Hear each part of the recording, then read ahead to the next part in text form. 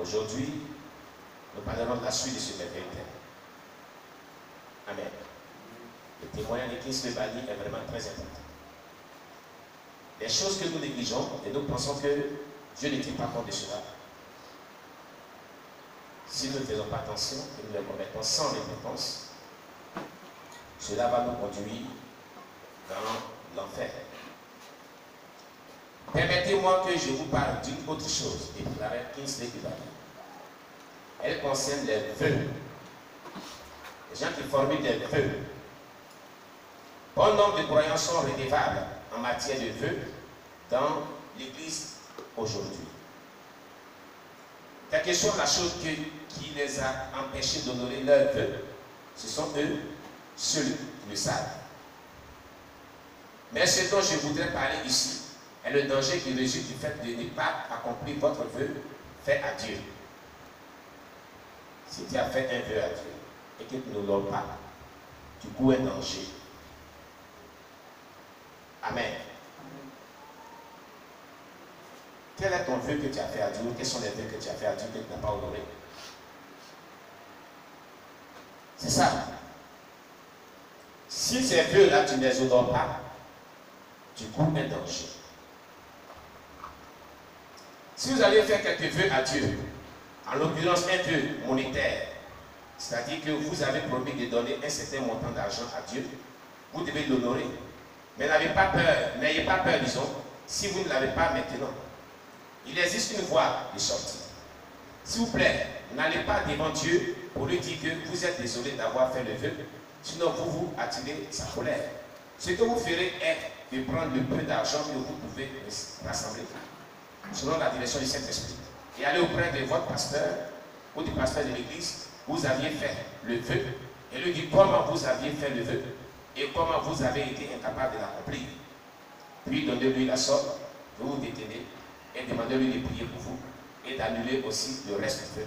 Et il le fera, et Dieu honorera la prière, et en ce moment, votre âme sera sauvée. Lisez Ecclésiaste chapitre 5, versets 4 à 6. Ecclésiaste chapitre 5, versets 4 à 6. Ecclésiaste chapitre 5, versets 4 à 6.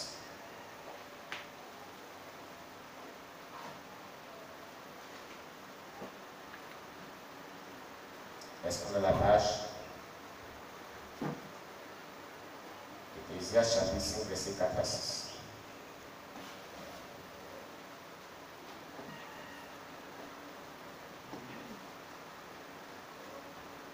Ça fera comme verbe qui vient Ecclésiaste.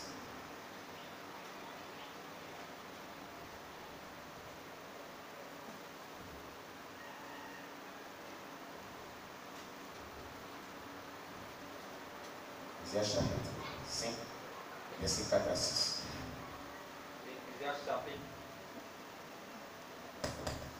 Ecclésiaste chapitre 5, verset 4 à 6. Mieux vaut pour toi ne point faire de vœux. Mieux vaut pour toi ne point faire de vœux Que d'en faire un et de ne pas l'accomplir. et que d'en faire un et de ne pas l'accomplir. Ne permets pas à ta bouche de faire pécher ta chair. Ne permets pas à ta bouche de faire pécher ta chair. Et ne dis pas en présence de l'envoyé que c'est une inadvertance. Et ne dis pas en présence de l'envoyé que c'est une inadvertance. Pourquoi Dieu s'irriterait-il de tes paroles? Pourquoi Dieu s'irriterait-il de tes paroles? Et détruirait-il l'ouvrage de tes mains? Et détruirait-il l'ouvrage de tes mains? Amen. Vous avez compris? À 6, on va jusqu'à 6.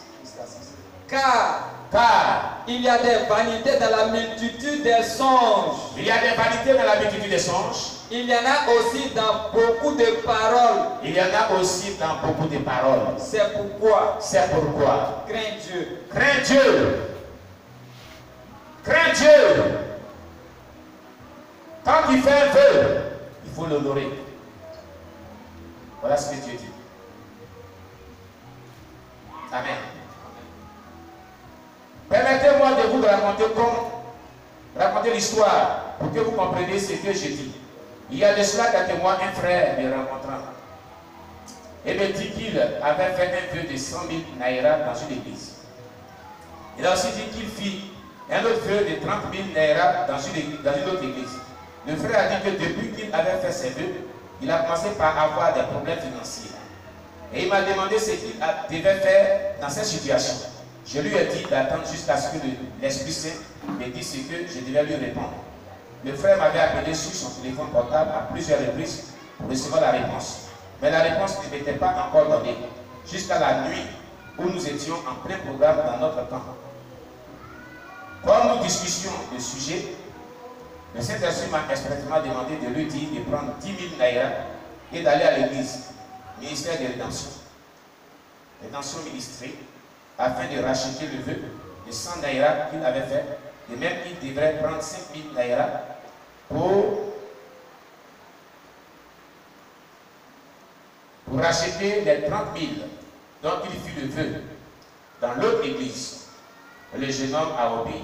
Le résultat en était que le même jour où il allait payer, où il paya les vœux, il fit beaucoup de ventes dans son commerce.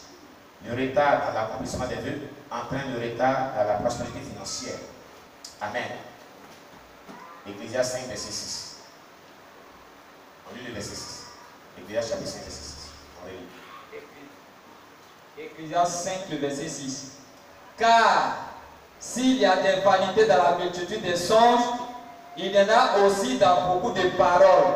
C'est pourquoi crains Dieu. Amen. Mais si vous avez fait quelques promesses à quelqu'un et que vous vous trouvez dans l'incapacité de l'accomplir, allez voir la personne et expliquez-lui comment vous êtes incapable d'honorer la promesse et demandez-lui de vous pardonner. Et il le fera. Toutefois, si vous pouvez honorer une partie de la promesse, ce sera appréciable. J'ose croire que vous avez compris cela. Amen. Une autre petite chose qui est la prise de la Sainte Seine, le repas du Seigneur. La Sainte Seine est une chose sacrée et doit être traitée et considérée à sa juste valeur. Elle n'a pas été instituée pour être mangée n'importe comment. Et les deux éléments qu'on doit utiliser dans la communion sont le pain et le vin. Le pain de la Sainte Seine ne doit contenir aucun levure parce que c'est un pain sacré et le vin doit être un vin original sans alcool, de couleur rouge. La couleur rouge du vin représente la couleur du sang de Jésus-Christ. Mais les pasteurs dans leur église sont en train d'aider leurs membres à tomber sous le coup de la condamnation éternelle par la façon dont ils traitent la communion. Aujourd'hui, avant quiconque ne participe à la Sainte Seine, il doit être né de nouveau. Ceux qui doivent participer au repas du Seigneur doivent être des personnes nées de nouveau. Ces personnes-là doivent être des personnes qui sont nées de nouveau. Amen. Alléluia. C'est la première qualification pour prendre la communion. Mais dans beaucoup d'églises aujourd'hui, les pasteurs demandent à leurs fidèles de prendre part à la Sainte Seine, qu'ils soient régénérés ou non. Toi qui viens manger le repas du Seigneur, tu es né de nouveau. Tu es né de nouveau quand tu prends la Sainte Seine. Tu prends un jugement contre toi. Quand tu n'es pas né de nouveau, tu prends le repas du Seigneur. Vous comprenez? Et cela n'est pas bon. Gloire à Jésus-Christ. Amen.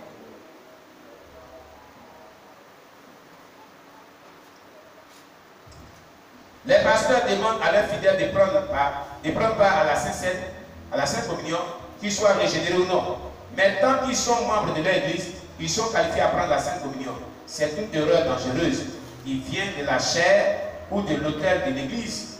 Certains de ces pasteurs ne sont pas encore nés de nouveau eux-mêmes. Ainsi, comment de tels ministres peuvent-ils dire à quelqu'un ce qu'est la nouvelle naissance et ce qu'elle n'est pas? Un conducteur aveugle conduira certainement ses disciples dans une fosse. Matthieu 12, verset 14. On lit Matthieu chapitre 12, verset 14. Alléluia. Matthieu chapitre 12, verset 14. Matthieu chapitre 12, le verset 14. Oui. Les pharisiens sortirent et ils se consultèrent sur les moyens de le faire périr. Amen. Amen. C'est ça. Gloire à Jésus. Amen. À présent, vous pouvez remarquer que certains, en venant à la table du Seigneur, sont animés de mauvais désirs. Dans cette course vers le ciel, tout le monde est un suspect. Certains sont là pour nous détruire, d'autres pour nous édifier, alors que d'autres encore sont seulement neutres. La seconde qualification pour prendre la Sainte Seine est le fait de mener une vie de sainteté. Avant de prendre la Sainte Communion, vous devez être certain de vivre dans une vie sainte. Dans une vie sainte, pardon. La Sainte Communion n'est pas faite pour les fornicateurs, les adultères et les immoraux. Ce n'est pas fait pour cela. Amen. Amen. Est-ce que quelqu'un comprend cela? Amen. La troisième qualification est la discipline de soi. La discipline de soi. La Sainte Communion requiert le contrôle de soi. Vous devez être certain que vous ne vous êtes pas querellé avec personne et que vous n'avez fraudé personne en rien. Vous devez avoir la maîtrise de votre appétit avant de vous approcher de la table du Seigneur. Parce que la Sainte Seine n'est pas comme la nourriture que vous mangez dans vos maisons ou ailleurs. Elle est sacrée. Elle ne peut pas sacrifier votre appétit pour de la nourriture, car la quantité de sel qu'on présente est très petite. Enfin, le pardon et l'oubli des torts subis vous qualifie à prendre la Sainte Communion.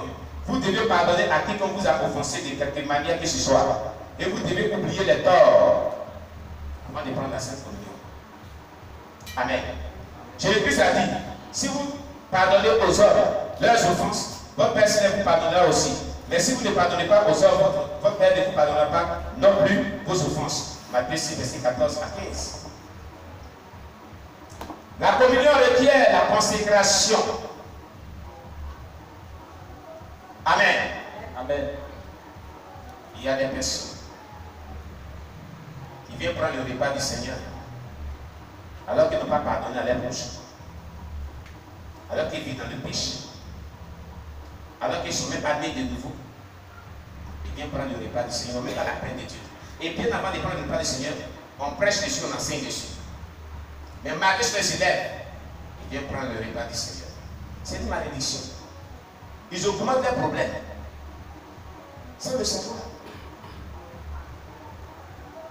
Ils prennent un jugement contre eux-mêmes. Vous voyez? Et c'est pas bon. Il y a certaines assemblées chrétiennes où sans baptême, sans rien, on dit tout le monde venez prendre le repas du Seigneur. Ma fille Tabitha me disait ça aussi. Moi, c'est pas là. Nous, dans un chrétien, où on était à l'ouest là-bas. Quand on fait le repas du Seigneur, tout le monde baptisé ou pas, venez prendre. Que Dieu n'a pas dit ça. Allez, tout le monde, bébé ou bébé, manger seulement, c'est nourriture. De toute façon, c'est le corps de Christ. Regardez un tel désordre. Regardez un tel désordre. Et ces gens, les pasteurs, vont rendre compte à Dieu un jour. Amen. Vous voyez? Donc, toute personne qui prend la communion sans y être préparée au préalable est en train d'attirer le jugement de Dieu sur sa personne. Avant de prendre la communion de la Sainte Seine, il faut vraiment se préparer conséquemment, spirituellement, dans la sanctification. Dans un moment de consécration. Donc, si tu ne te prépares pas conséquemment, tu prends un jugement contre toi. 1 Corinthiens 11, verset 29. On va lire. 1 Corinthiens chapitre 11, verset 29. Alléluia. Voilà Jésus. Amen. C'est ça. Oui, 1 Corinthiens chapitre 11, verset 29. 1 Corinthiens 11, chapitre 21. 1 Corinthiens chapitre 11, de verset 29. Alléluia. Car celui qui mange et boit sans discerner le corps Car celui qui mange et boit sans discerner le corps du Seigneur mange et boit un un jugement contre lui-même. jugement contre lui-même.